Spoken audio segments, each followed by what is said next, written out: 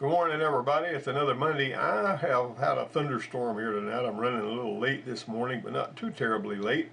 A big lightning strike sounded like a bomb went off outside, and then the power went off for about 2 hours. But I really appreciate the power company people getting us turned back on now. But I was wanting to show you a group of, this is every slide except for like one has got video clips on it. And I was going to show you these and talk about them a little bit. So sometimes I'm not going to be talking because there's sound on the video clip.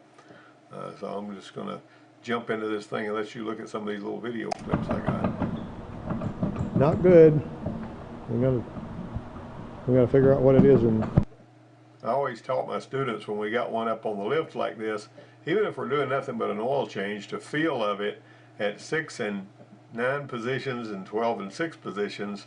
And this was one on a car that, you know, was really a fair and not that old, and here it had this, you know, well, if it's from the top and the bottom and the side, you know, it's either got ball joint issues, bearing issues, you know, tie rod issues. But if it's just at the 6 and 9, you're going to be looking at tie rods, and it can be the inner tie rod end or the outer tie rod end, even if it, you know, the rack and pinion's got inner tie rods that are hidden up in those boots. And if you don't see the motion in the outer tie rod end, but it's got that clunk, clunk, clunk, clunk moving, then you need to, you know, look at putting an inner tie rod end on it. Hear me? all right, what we got under here? We got a. That's a bearing that's coming all to pieces. It's really surprising how much some people will drive these doggone things and just keep on driving them, even though they know they got a serious problem. I used to listen to Click and Clack, the Tappet Brothers, who some of you guys probably know who they are. And this one woman had this Volvo or something, and it had the ignition switch there in the console next to the shifter. And she said that whenever it wouldn't start, she would have to pour some water down in that, and then it would start up. And she just kept water with her all the time so she could pour water in her ignition switch if it didn't start. That's how she related that. I thought that was really funny. Move it. Here's on the ball joint. I mean, tie rod end of it.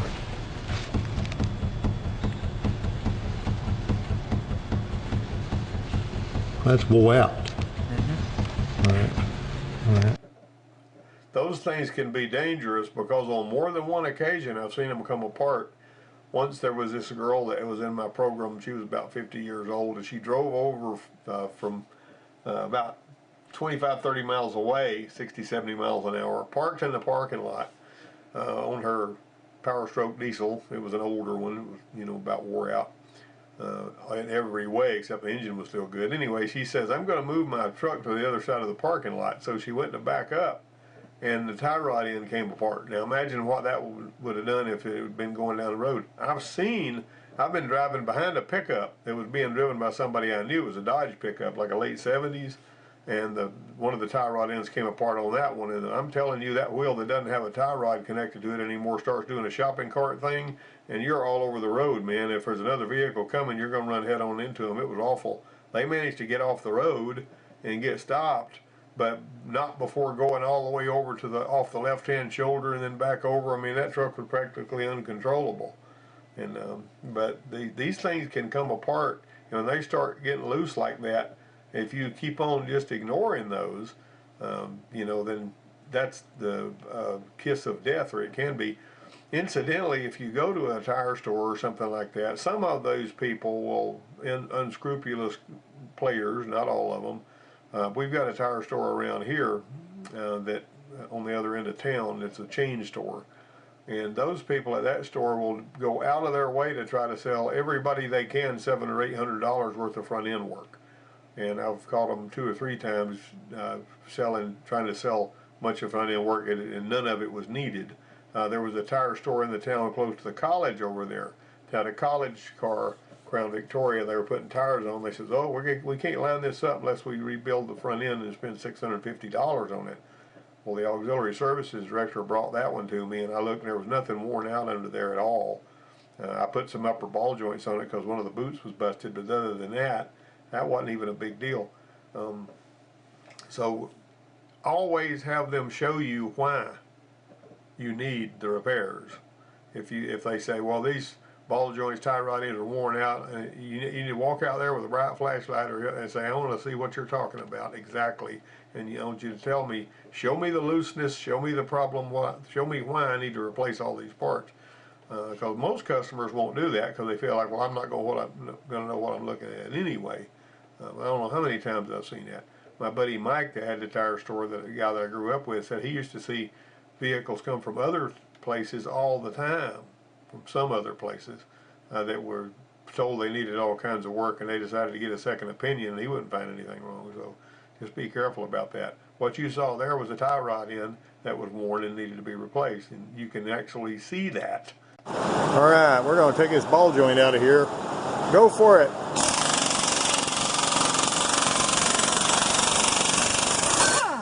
Look at that. Whoa. Came right out. It only took 11 seconds. Always put grease on the threads on any puller that's using threads to move something, and it will go a whole lot easier for you. As a matter of fact, if you want more clamping force using the same torque, even on a bolt, if you put grease on the threads, some good grease, then you'll get more clamping force even if you use the same exact torque spec. You see, I was at this class in KC Vision years ago that was called Students Break Things, and this guy had this little thing with a gauge on it so you could see how many pounds of pressure was being applied, and he had 3/8 bolts with washers and nuts on it, and he would put this through this thing, and it basically had hydraulic fluid in and a gauge connected to it that would measure in thousands of pounds, and he torqued it at 35 foot-pounds, and he got something like 28,000 pounds of clamping pressure.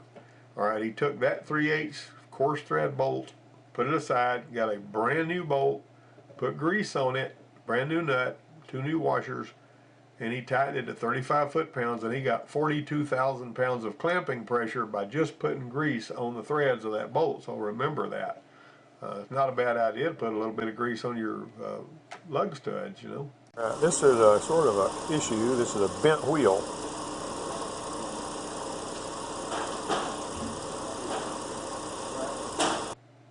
Nothing you can do about that. Put a wheel. I mean, there's a lot of them. You know, I used to go under there and I'd step under the car and I'd spin the wheel and look and see if I could see it spinning, or have somebody run the engine, drive the car, and all that. But anyway, that's something that's going to have a wheel put on it. You really did add blinker fluid back in the day. Actually, that's where the fuel filler was on a 56 Chevy. Those 56 Chevys always looked to me like a granny car. The 55 was cool. 58 was cool. 56, 57 was really cool. But that 56, 55 and 57, 58, 54 not so much. But this looked like a grandma car.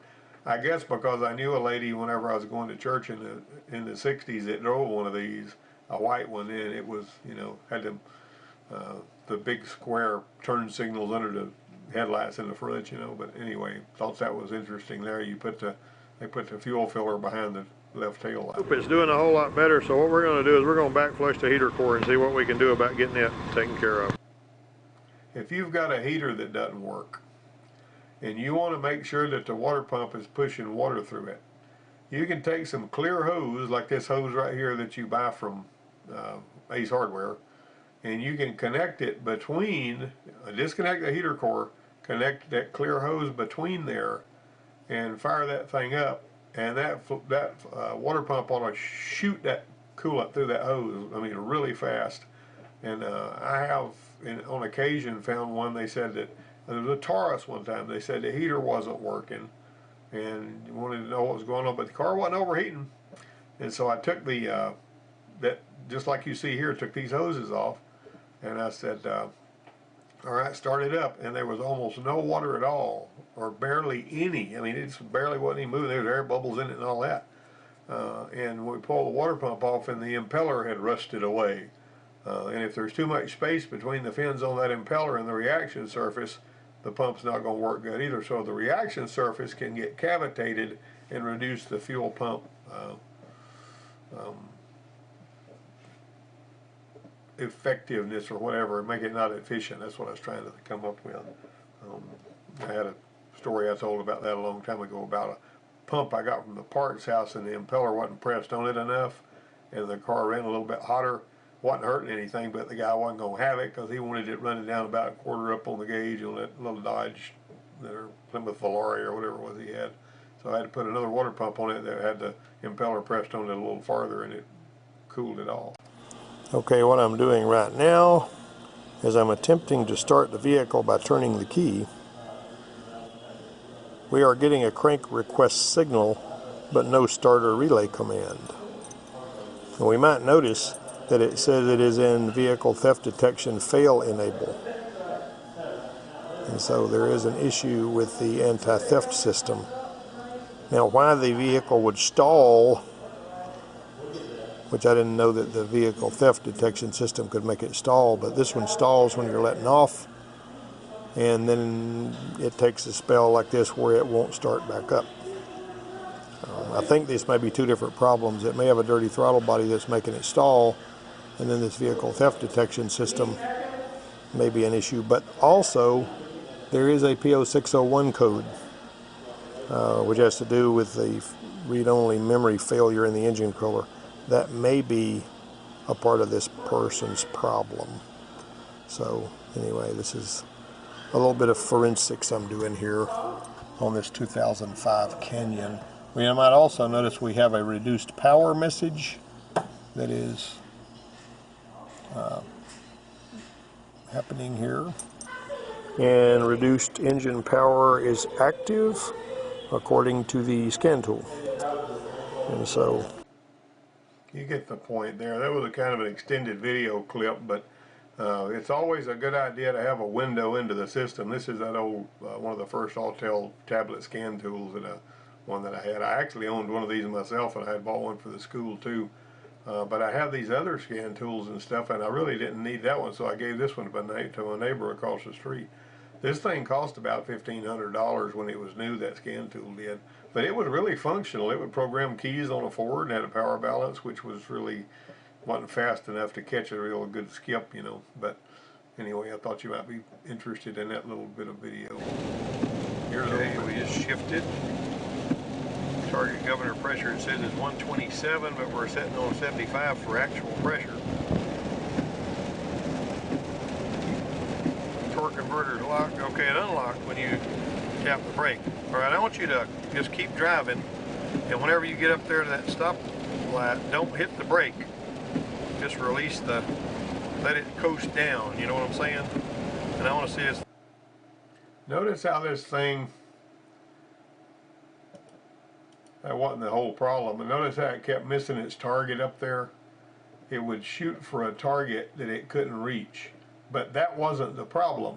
The problem with this was sometimes the TPS volts would hang higher than the minimum TPS when you were coming to a stop, and it would stay in high gear because it didn't know it was supposed to downshift, and it would cause it to do, you know, crazy things the way it was coming down. So anyway, put a TP sensor on that one and fix that, because that's what was wrong with that. That video was a lot longer, but I kind of clipped it so I could show you the meat and potatoes of it.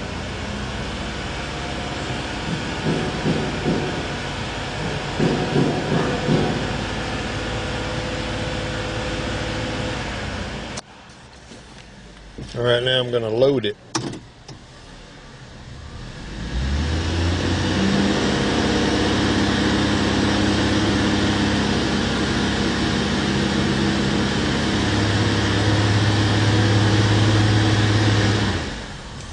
Release the load, back at idle, advanced RPM. That'll give you some information you can use. Being able to graph the data like this is good. This particular, the more parameters you select on a scan tool, the less resolution you're going to get on those readings. Now, this old scan tool here would give you a pretty decent, you know, graphing, but you can tell it's sort of wonky and choppy and all that, and that's actually the way that thing worked. And You could figure out what was wrong with one like that, but I was doing a little fuel trim demonstration out there. You could hear me talking over it.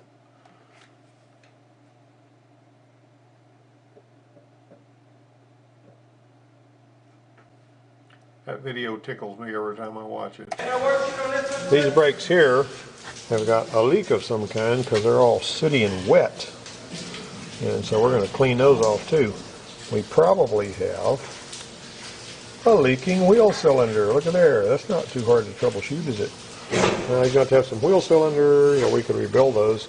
And he's got to have brake pads. You can see these brake pads are just about worn down to the rivets anyway. So we're going to measure the brake drum. And we're going to see if it's too big. If it's not, we're going to machine the brake drum. Pretty good deal here. This one here looks really good. We pull the rubber back there. We don't see any blown wheel cylinder there, but we are going to have to wash the dust off of these on this Bronco here. It's always a good idea when you're going to get that dust off of there before you start working on the brakes to do it with something wet. If you blow it off of there with air and you breathe that dust, you're making yourself some big trouble later in life. That's just, you know, mesothelioma is no fun and it can kill you slowly, so just keep that in mind.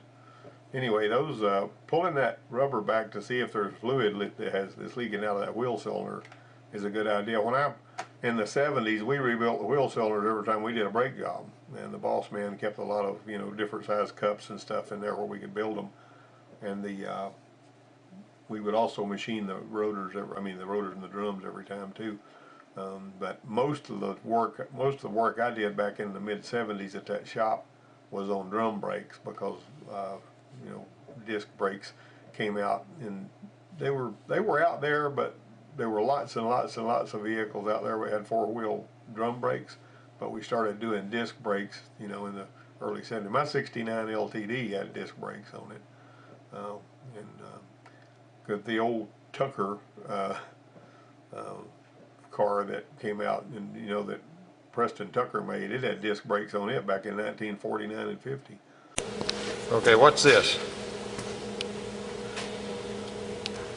What's wrong with that picture? Faulty wire? Think about it. You got high. No, look, this is where the power's coming from. It's supposed to be going in here. It ain't getting there. All right, here, I'm going to hold that right there. I want you to twist that battery terminal a little bit on that post. Like this? Yeah, grab it and twist it. Is that cool or what? All right, try it again. Oh, look at there. We got something in, didn't we? All right, try to start it now. You went that when we weren't looking. It did, look at there. It went dark again. You ever seen that before? That happens all the time. All the time. Now watch. Grab that. Hold that light right there. Hold that light right there. All right, this is something that's fairly common. All right, I'll move that terminal. Try it again. Try to start it. Are you trying to start it? He's text messaging. There you go. Now it started. Back in about 1974, there was a guy that I knew that had a Massey Ferguson tractor, and he had put a new battery in it and it still wouldn't start. He wanted me to go see what was going on with that, and so I went over there, and I always like to use a test light for as much stuff as I can. Of course, I know you can't test electronic circuits with a test light, so don't even start that. You know, some of these instructors at these factory schools will be terrified if you try to use a test light for anything anymore, unless it's, you know, one of those LED high impedance. But anyway, I got into that. The battery had power. It was going into the terminal, but I went back up the battery cable a little bit. This was on a tractor in 1973 or 4 or 5, whenever it was.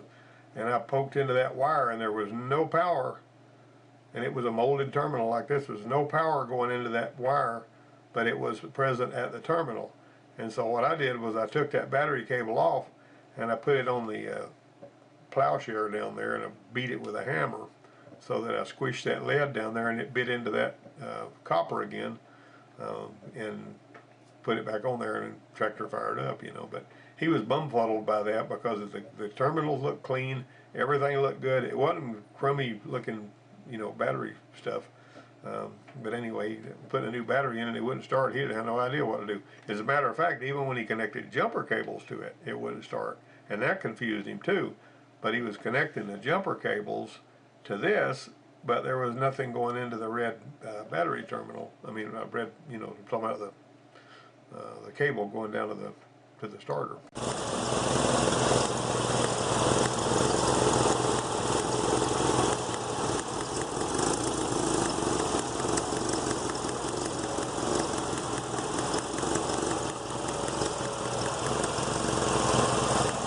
It's getting worse, man. Getting worse.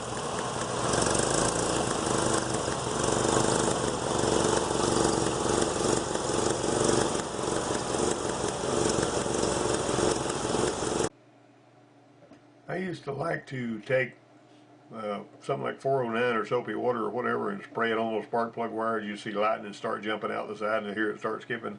You can find one like that. This one here, you could hear it going pop, pop, pop, you know. Every time it would pop, the engine would misfire. And that turned out to be a bad plug wire. If I remember right. A spark plug can do that too if it's cracked, but usually that'll be a plug wire. When the plugs get to where they're worn out so bad that the power, the voltage is looking for somewhere else to go, it's going to punch holes. It may destroy the coil pack. It may even damage the ignition module if there's enough wear on those spark plugs. But if you just snap accelerate one like this and it sputters and pops on the way up, first place to look is see if the plugs are wore out. And that's basically this one here. Was just, you know, that when you got a bite like this one had, either driving it, if it's a misfire, bite, bite, bite, bite, bite like that, that's going to be a spark leak, a cracked plug, or a bad plug wire, or something like that. So just keep that in mind. There you go. There you go. Jiggle it. Oh, that's a nasty water pump job.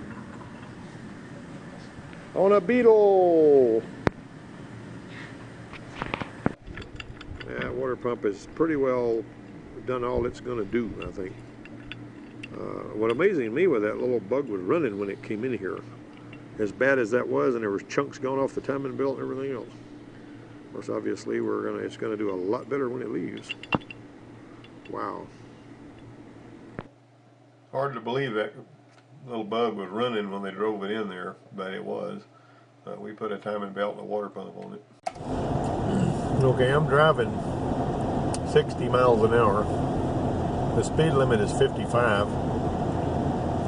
And this yo-yo behind me has been riding right on my bumper all the way from Geneva, in spite of the fact that there's been several places where he or she could have passed me. And I just don't understand if somebody feels like they're not going to get to where they're going any quicker by riding on my bumper. They might gain a little time if they passed me in a safe safe passing zone. Right now, he could pass me. This is not a no passing zone. He could go around, but he's still back there, riding right on my bumper. Gotta love it. It's very annoying when somebody rides right on your bumper. That was a wide open road that she could have passed. That was a woman, by the way, a young girl, I think. Anytime she wanted to, she could have passed, but she must have been scared to pass. And when the road finally spread out and there was, you know, 2 lanes on the right and 1 on the left or whatever, I got over on the right and she went by. But, I mean, that road was long and straight and there was almost no traffic, but she absolutely would not pass me, and she was back there for 10 miles. I don't understand all I know about that.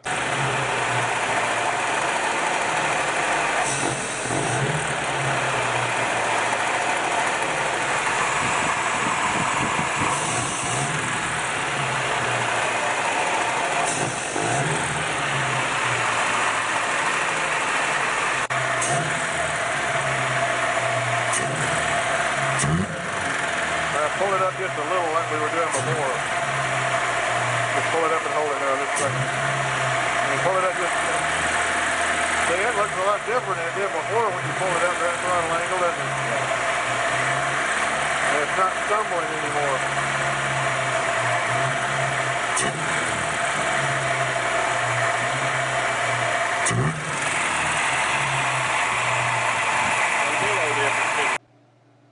If I'm not mistaken, that was a Nissan hardbody. It was a little pickup truck. And it was right after I went to work at the college. I hadn't been working there all that long, but I got that little PDA scope. It cost about $2,000 at the time. Real handy. I even had some software that you could put it on the computer screen and all. That's probably one of the best scopes I've ever used, that little PDA, but they don't make it anymore. Anyway, this particular one didn't have you didn't have codes anyway, other than on these older ones. If you were going to flash a code, you had a little, the computer was under the seat and you had to turn a little screw, and there was some holes with LEDs behind them, and they were supposed to flash out little trouble codes. It was absolutely pitiful in the days before OBD2, how some of these Asian car makers dealt with this, troubleshooting stuff. But using that scope, you could easily see that thing was topping out. You just crack the throttle, that TP sensor would top all the way out, and it would cause it to stumble because that was not telling the truth. Anyway, put a TP sensor on there and took care of that problem, and it was really good because I made this video so I could show it to people later, and that's what I'm doing now, is I'm showing it to people later.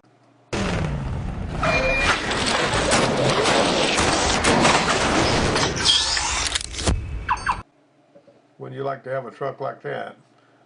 That was a little video clip from the Sci-Fi channel that somebody posted somewhere, and I saved it because I thought it was so cool. All right, we're gonna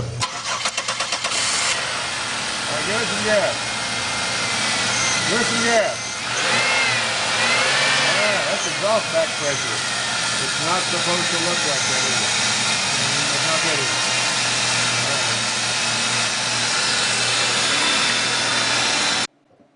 I screwed the oxygen sensor out, and I put my little homemade fitting in there, which is an 18mm bung plug that came in with a new catalytic converter. Drilled it, tapped it, put a brake bleeder in there so I could use it to measure that pressure. You pull the oxygen sensor out between the engine and the cat, screw that little thing in there, and you can use a plain old cheap vacuum gauge like you saw me using there to check back pressure. You ought not to have any back pressure, and you can see that one had way too much. So we knew right away that we had catalytic converter issues. It just made a whole lot, because we were reading the pressure between the engine and the cat, and the cat was clogged up on that Buick. Now there's no sound on this video, but the headlights on this one were flashing off and on by themselves because the circuit breaker in the headlight switch had failed. And I just thought that made a pretty neat little video. And whenever the older kind of headlight switches, where you'd have to push the little button to pull the stem out, and even some of the later ones, they have a circuit breaker built into the headlight switch, and when it gets weak, it starts doing that. That goes way back into the 60s whenever they did that. If you look at your schematic, you'll see that little circuit breaker pictured inside the headlight switch, if it's a good schematic. Some of the other schematics don't show you that, but there is a circuit breaker inside that headlight switch, and this requires a headlight switch to stop them lights from flashing. When I was working at that shop in the 70s, this is a really good mechanic. He's still a mechanic. He's actually is in charge of the school bus shop over here for the city, but he had just went to a lot of trouble to replace a headlight switch for the same reason on a 72 LTD. And he was standing there by his toolbox with the headlight shining on the wall, and he was writing on his in his notebook what it was that he had fixed, because you turn that in at the end of the week and get paid by the boss man. You agree with him on what job you did and how much they paid and all that. And so he had worked and worked and worked and worked, and that switch was really aggravating to change. And it was sitting there, and he was sitting there, the window was down on the car, and the headlight switch was over on the left, as I remember. And while he was standing there, I reached in the window and pushed the headlight switch off and on a couple of times, and he bowed up and whirled around. He thought he had, failed to fix the car and all that. That was no fun. Hold the brake and make it move. You got it? Do it again, back and forth. See, it's sort of shifting at the bottom.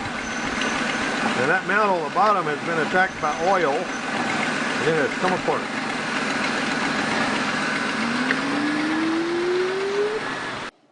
Got a rear motor mount busted on that Chevy there, but it was because it had an oil leak back there, and the oil softened the rubber and it came apart. Well, that's the end of that little bunch of videos. We've been here about 30 minutes, and I hope you guys had time to watch them all. Let me know what you thought about these, and I'll talk to you guys next week.